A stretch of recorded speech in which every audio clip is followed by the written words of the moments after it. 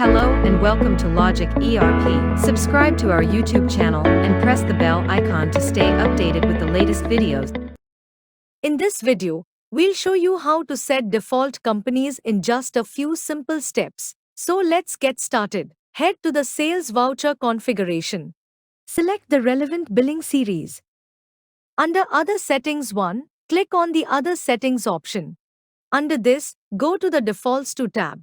Here you will find an option labeled as Default Company. Simply click on it and select the company you wish to set as the default. After making a selection, don't forget to save the changes made. Now, let's move to the billing window to observe its performance.